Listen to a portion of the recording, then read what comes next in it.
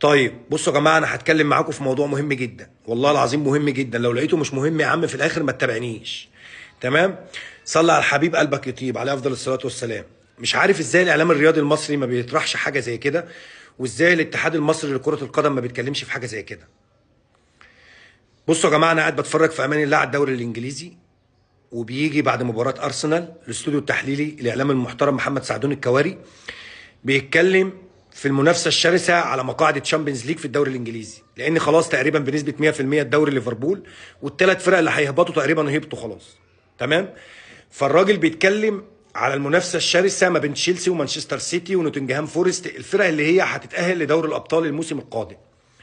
فبما ان ارسنال تاهل لقبل نهائي تشامبيونز ليج، ده زي ما بيحصل في تشامبيونز ليج على مدار التاريخ، لما بتبقى عندك فرقه من دوله معينه تاهلت لقبل النهائي او النهائي او خدت البطوله، بتزيد فرص الفرق في الدوري عندك.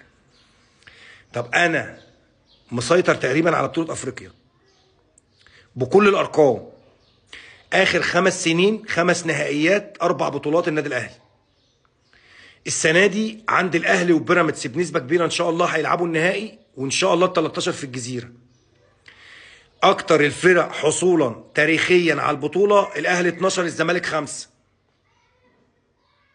الاتحاد المصري مستني ايه؟ هتقولي الاتحاد الافريقي ما بيطبقش؟ لا يا حبيبي، ما هو مش هيطبق حاجه انت ما بتطالبش بيها.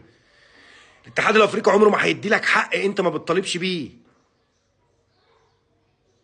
انا كاتحاد مصري لكره القدم عندي فرقه مهيمنه على البطوله بتاعتك تقريبا، ازاي تسمح لي بفرقتين اول دوري وتاني دوري؟ ازاي؟ بالميت 4 فرق، اهلي وزمالك وبيراميدز ومصري مثلا، دول شامبيونز ليج، والخامس والسادس كونفدراليه. ده حقنا. عندنا فرقه مهيمنه على البطوله تقريبا، كل الارقام في صالحنا. فين الاتحاد المصري لكره القدم؟ فالحين بس تتعاركوا مين هيتاهل ومين مش هيتاهل. يا جماعه لازم يكون حد بيطالب بالحق عشان الحق يتطبق.